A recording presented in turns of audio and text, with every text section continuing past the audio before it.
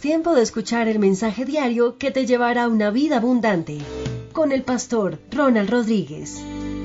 Hoy te agradezco, pues me das un día más.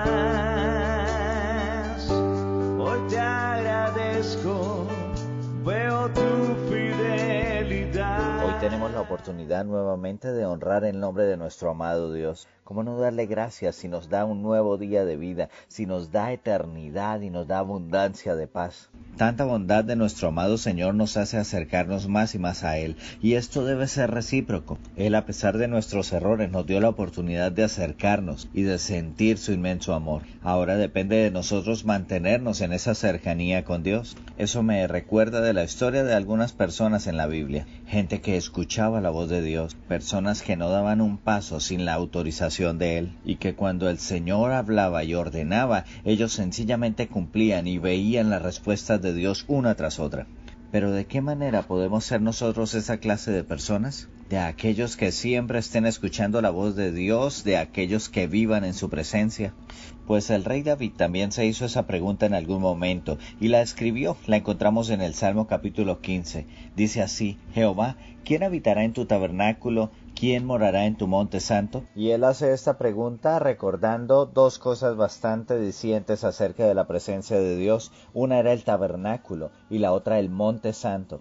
Y recordemos que en tiempos de Moisés, el tabernáculo era el lugar donde estaba la presencia de Dios prometida al pueblo de Israel. Allá solo podían entrar los sacerdotes, personas consagradas para la obra de Dios y que incluso habían hecho un ritual de purificación antes de ir a ese tabernáculo. Entonces, al mirar bien esta pregunta, estamos viendo dos cosas importantes allí. Está diciendo ¿quién habitará? Y ya sabemos que habitar es estar de continuo en algún lugar. Así que lo que nos dice es ¿quién estará de continuo en tu presencia? Y después lo vuelve a decir de otra manera: ¿quién morará en tu monte santo? De nuevo, morar tiene un significado de permanencia, y cuando se refiere al monte santo nos está hablando de algo que frecuentemente él menciona. Por ejemplo, en el Salmo capítulo 2 versículo 6 dice: pero yo he puesto mi rey sobre Sión, mi santo monte. El monte de Sión es una colina en Jerusalén. De hecho, se dice que es el lugar más alto, y desde ahí hacia abajo se empezó a edificar la ciudad. La Biblia nos muestra a Sión como el lugar de la morada de Dios, y desde donde Él envía bendición a su pueblo. Salmo capítulo 134, versículo 3 lo dice: desde Sión te bendiga Jehová, el cual ha hecho los cielos y la tierra.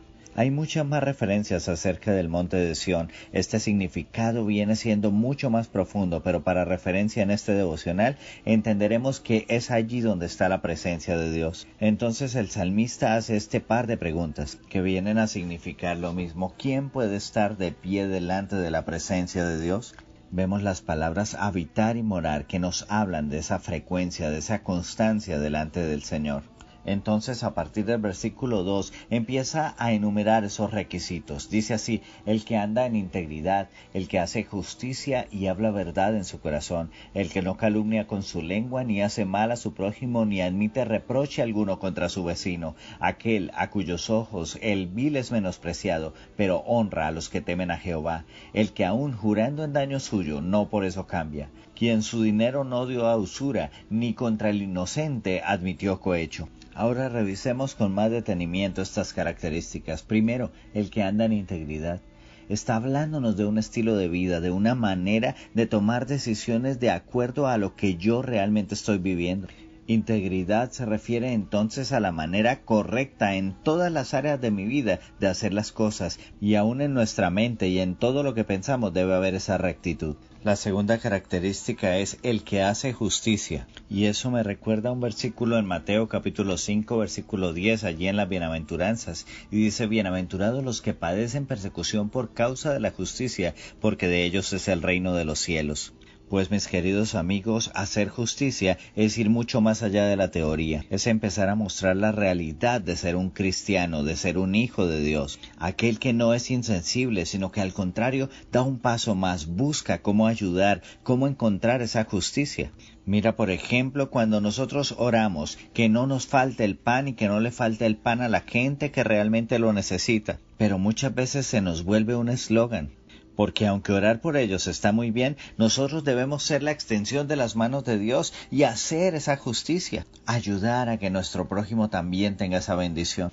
Debemos ser conscientes que al hacer justicia podemos echarnos a algunos enemigos encima. Por eso el Señor declaró que son bienaventurados los que padecen persecución por causa de la justicia.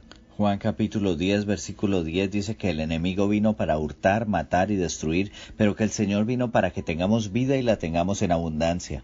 Nosotros entonces debemos seguir el ejemplo de Jesús. Él vino a hacer justicia, a devolvernos lo que el enemigo nos robó y a restaurarnos para que volviéramos a hacer lo que Él originalmente quiso que fuéramos. Hombres y mujeres que tienen esa comunión perfecta con Dios y viven bajo su bendición. Entonces el Señor nos pide que si vamos a estar en su presencia, debemos ser personas íntegras y personas que son justas. Después nos dice el que habla verdad en su corazón. Esto es sinónimo de sinceridad, de transparencia. Básicamente nos habla de aquel que no tiene nada que esconder y viene siendo el mismo en la casa, en la iglesia, en el trabajo o en cualquier lugar donde se encuentre.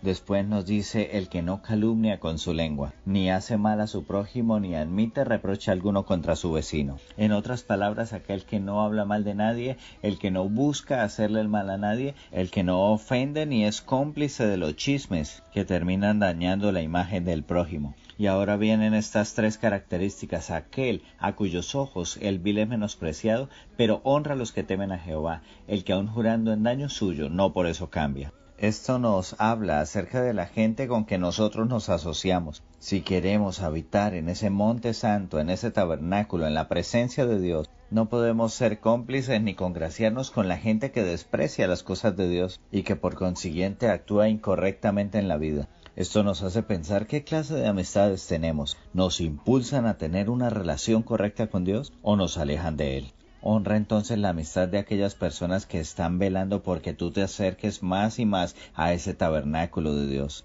Dios siempre nos está llevando a revisar nuestro corazón, en nuestras decisiones personales, en nuestras actitudes hacia el prójimo, actuando íntegramente con justicia y también de una manera ética. Mira lo que dice: el que aun jurando en daño suyo, no por eso cambia.